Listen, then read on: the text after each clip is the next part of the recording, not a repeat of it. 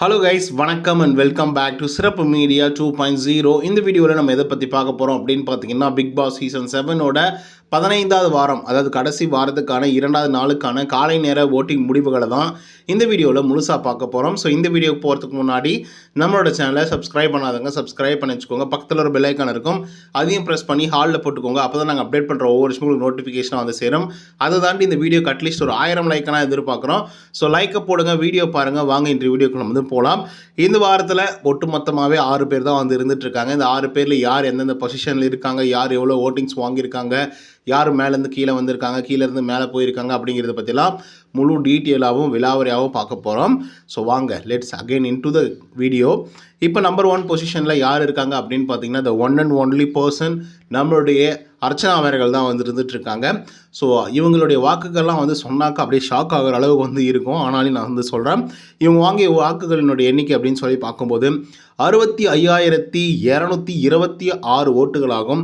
Percentage wise அப்படின்னு சொல்லி பார்க்கும்போது 52.91% நேற்று இரவு நேரம் முடிவின் போது ஆரம்பித்தாங்க. இப்போ வந்து பார்த்திங்க அப்படின்னா 51.69% வந்து இருக்காங்க நம்மளோட அர்ச்சனா அவர்கள். ஸோ அடித்து தும்சம் பண்ணிட்டு இருக்காங்க அப்படிங்கிறதுல மாற்று கருத்தே இல்லை. என்ன 1% வந்து பார்த்திங்க அப்படின்னா நேற்றுக்கு நைட்டுக்கும் இப்போக்கும் வந்து குறைஞ்சிருக்கு. ஆனாலும் 50% அப்படிங்கிறது ஒரு சாலிடான ஓட்டு தான் அப்படிங்கிறதுல மாற்று கருத்தே இல்லை. அண்ட் அர்ச்சனாவுக்கு வந்து பார்த்திங்கன்னா ஏகப்பட்ட விமர்சனங்கள் ஆல்ரெடி வந்து இருந்துகிட்ருக்கு. வீட்டுக்குள்ளேயும் சரி அண்ட் வெளியும் சரி, பிஆர் ஓட்ஸ், பாட்ஸ் ஓட்ஸ் அப்படிங்கிற மாதிரிலாம் இருந்தாலும் கூட 53% அப்படிங்கிறது வந்து அடிச்சுக்க முடியாத ஒரு ஓட்டிங்ஸ் அப்படிங்கிறதுல மாற்று கருத்து இல்லை. பிஆர் ஓட்டு அது இதுன்னெல்லாம் வந்து சொல்லிவிட்டு நீங்கள்லாம் குழம்பிட்டு இருக்காதீங்க. யாருக்கு வந்து உங்களுக்கு உண்மையாகவே ஜென்யூனாக இவங்களுக்கு ஓட்டு போட்டால் நல்லாயிருக்கும் அப்படின்னு நினைக்கிறீங்களோ அவங்களுக்கு வந்து ஓட்டு போட வழியை பாருங்கள். அது மட்டும் இல்லாமல் ஹாட்ஸ்டாரில் போயிட்டு ஓட்டு போடுங்க. அதுக்கடுத்த செகண்ட் பொசிஷனில் யார் இருக்காங்க அப்படின்னு பார்த்தீங்கன்னா, மணிச்சந்திரா வந்து இருந்துகிட்ருக்காரு. அவர் வாங்கிய ஓட்டுகளோட எண்ணிக்கை அப்படின்னு சொல்லி பார்க்கும்போது 19,172 ஓட்டுகளாகும். பர்சன்டேஜ் வைஸ் அப்படின்னு சொல்லி பார்க்கும்போது 15.18% நேற்று இரவு நேரம் முடிவின் போது வந்து இருந்தார். பட் இப்போ வந்து பார்த்தீங்க அப்படின்னா 15.19% வந்து இருந்துகிட்ருக்காரு நம்மளோட மணிச்சந்திரா அவர்கள். ஸோ சத்தியமாக சொல்கிறேன், மணிச்சந்திராவெல்லாம் செகண்ட் பொசிஷனில், அதுவும் மணிச்சந்திரா இவ்வளோ தூரம் வாக்குகள் வாங்குவார் அப்படின்னு சொல்லிட்டு கொஞ்சம் கூட நான் எதிர்பார்க்கவே இல்லை. ஸோ அவ்வளோ தூரம் வந்து பார்த்தீங்கன்னா வாக்குகள் வந்து வாங்கியிருக்காரு. அண்ட் செகண்ட் பொசிஷன் அப்படிங்கிறது வந்து சாதாரணமான ஒரு விஷயம் இல்லை.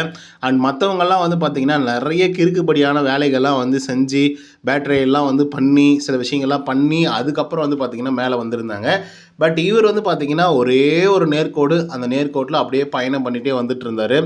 அந்த பயணத்தில் வந்து பார்த்திங்கன்னா ஒரு பொண்ணை வந்து வெளியே இறக்கி விட்டாங்க அப்போது.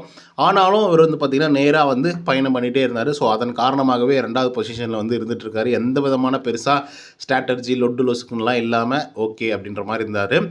இப்போ வந்து பார்த்திங்கன்னா அதுக்கு அடுத்து தான் 3வது பொசிஷனில் தினேஷ். அவர் வாங்கிய ஓட்டுகளோட எண்ணிக்கை அப்படின்னு சொல்லி பார்க்கும்போது 14,828 ஓட்டுகளாகும்.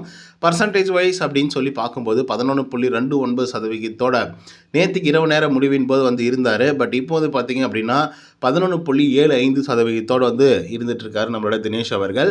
நான் மணிச்சந்திராவுக்கு எப்படி ஒரு நேர்கோடை போட்டு அப்படியே ஸ்ட்ரெயிட் லைனில் எந்த ஸ்ட்ராட்டர்ஜியும் இல்லாமல் வந்து போயிட்டு இருந்தார் அப்படின்னு சொல்லினோம். அதுக்கு ஆப்போசிட் தான் வந்து பார்த்திங்க அப்படின்னா தினேஷ் அவர்கள். தினேஷ் மட்டும் இல்லை, விஷ்ணுவும் சேர்த்து நம்ம வந்து சொல்லிக்கலாம். ஸோ தினேஷ் வந்து பார்த்திங்கன்னா அந்த ஸ்ட்ராட்டர்ஜி பிளான் பண்ணுறது, ஒருத்தரை வந்து அடிக்கணும் அப்படிங்கிற ஒரு முடிவில் கீழே இறங்கி அடிக்கிறது, ஸோ இந்த மாதிரி பாயிண்ட்டை பேசுகிறது, இந்த மாதிரி எந்த விஷயத்தையும் மணி பண்ண மாட்டார். பட் இந்த மாதிரி விஷயங்கள் எல்லாமே வந்து பார்த்திங்கன்னா தினேஷ் அவர்கள் வந்து பண்ணிகிட்டே இருப்பார். ஸோ அதன் காரணமாகவே அவருக்கு இருந்த ஃபேம் எல்லாம் கொஞ்சம் குறைஞ்சி, ஃபேன் பேசஸ் எல்லாம் கொஞ்சம் குறைஞ்சி, ஓட்டிங்ஸும் வந்து கம்மியாக இருக்குது அப்படின்னு தான் வந்து சொல்லணும். ஸோ அதனாலேயே வந்து 3வது பொசிஷன் வந்து பிடிச்சிருக்காப்புல தினேஷ் அவர்கள்.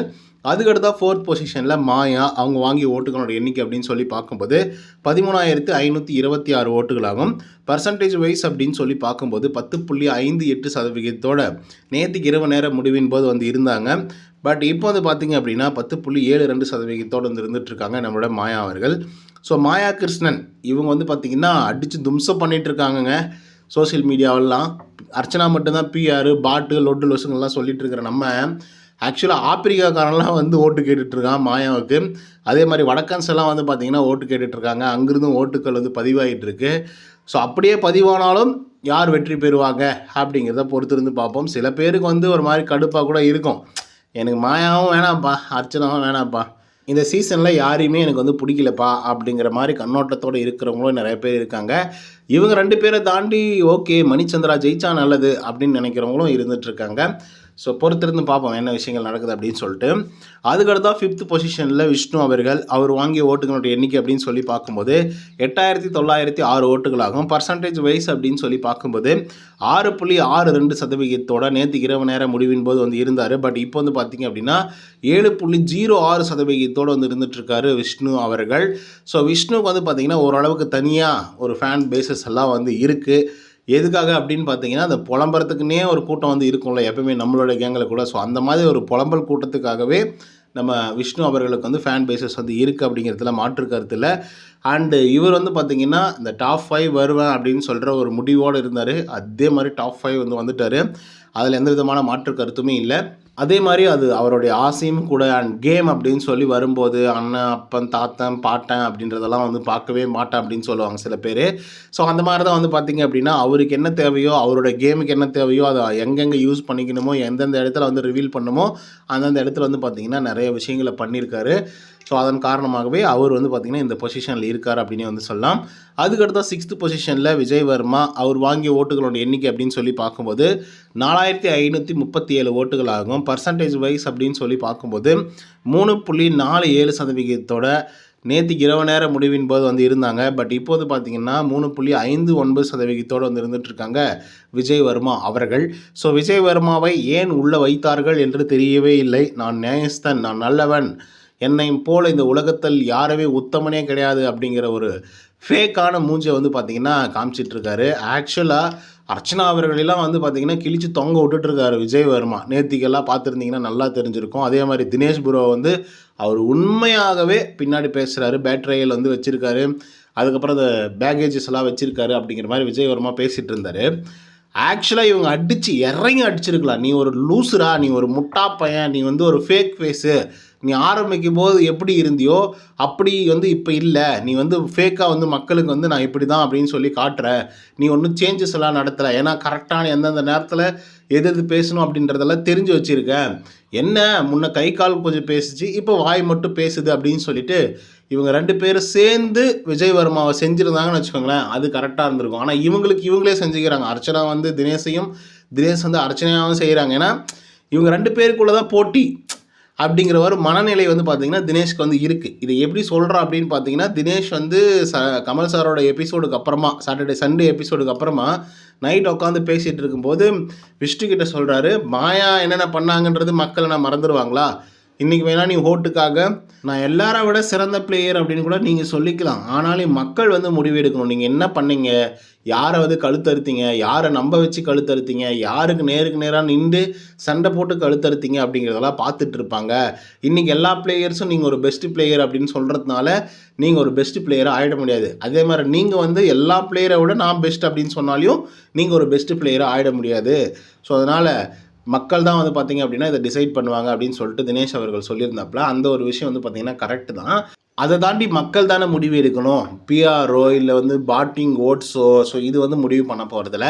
பட் மாயா அவர்கள் என்ன தான் மூஞ்செல்லாம் டர்ன் பண்ணி அப்படியே ரொட்டேட் பண்ணி நான் வந்து வல்லவ, நான் வந்து இந்த ஷோவுக்காக என்டர்டெயின் பண்ணுறதுக்காக சில விஷயத்த வந்து பண்ணேன், இப்படி பண்ணேன் அப்படி பண்ணேன் அப்படிங்கிற மாதிரிலாம் சொன்னாலும் கூட அது வந்து ஏற்றுக்கும்படியாக இல்லை. ஓகேங்களா, நம்ம ஒரு விஷயம் வந்து பண்ணுவோம், அந்த ஒரு விஷயம் வந்து எவ்வளோ தூரம் நேர்மையாகவும் உண்மையாகவும் மற்றவங்களோட நெஞ்சை வந்து புண்படுத்தாத லெவலுக்கு வந்து எவ்வளோ தூரம் பண்ணுறோம் அப்படிங்கிறது தான் ஆக்சுவலாக இந்த கேமே. இந்த கேமை வந்து நம்ம எப்படி மற்றவங்கள ஹர்ட் பண்ணாமல் விளையாடுறோம், மற்றவங்களை எப்படி நம்ம வந்து கஷ்டப்படுத்தாமல் விளையாடுறோம் அப்படிங்கிறது தான் ஆக்சுவலி இது.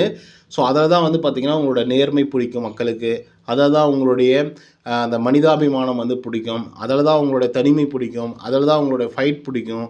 ஸோ உங்களுக்காக நீங்கள் டிஃபெண்ட் பண்ணிக்கிற விஷயம் வந்து பிடிக்கும். ஸோ இது மாதிரி நிறைய விஷயங்கள் வந்து பார்த்திங்கன்னா மக்களுக்காக சில விஷயங்கள் வந்து செய்ய வேண்டிய அவசியம் வந்து இருக்குது.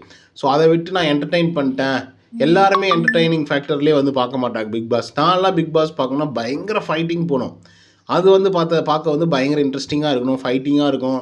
அது வந்து ஒரு வாரம் ஃபுல்லாக அந்த பிரச்சனை வந்து அப்படியே சுற்றிக்கிட்டே இருக்கணும்.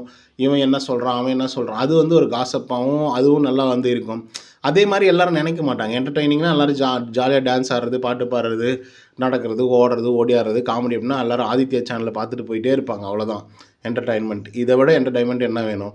நீங்கள் பண்ண வேண்டிய அவசியமே இல்லைன்ற மாதிரி. ஓகேங்களா? ஸோ அதனால் எல்லாத்துக்கும் சும்மா அதே ஃபேக்டர் வந்து இவனுங்க தான் ஒத்து ஊதுறானுங்கன்னா, அதே ஒத்த பார்த்தீங்கன்னா மாயாவும் ஊதிட்டுருக்கேன். நான் வந்து என்டர்டெயின் பண்ணேன் அப்படின்னு சொல்லிட்டு இருக்கட்டும். ஓகே கைஸ், இப்போது யார் எந்தெந்த பொசிஷனில் இருக்காங்க, யார் எவ்வளோ ஓட்டிங்ஸ் வாங்கியிருக்காங்க அப்படிங்கிறத பற்றியெல்லாம் டீட்டெயிலாக விலாவரியாக பார்த்துருப்பீங்கன்னு நினைக்கிறேன். இது ஒரு ரெஃபரன்ஸாக எடுத்துக்கோங்க. கண்டிப்பாக எடுத்துக்கிட்டு ஹாட் ஸ்டாரில் போயிட்டு டைரெக்டாக உங்களுடைய ஓட்டிங்ஸை வந்து அங்கே போடுங்க. அதுதான் வந்து கரெக்டாகவும் இருக்கும். ஸோ உங்களோட சப்போர்ட் யாருக்கு அப்படிங்கிறத கமெண்ட்டில் வந்து பதிவு பண்ணுங்கள். இந்த வீடியோ உங்களுக்கு வந்து பிடிச்சிருந்தா லைக் அண்ட் சப்ஸ்கிரைப் பண்ண மறந்துடாதீங்க. இன்னொரு தவணை சந்திக்கிறேன். Until then by from Uday. நன்றி, வணக்கம்.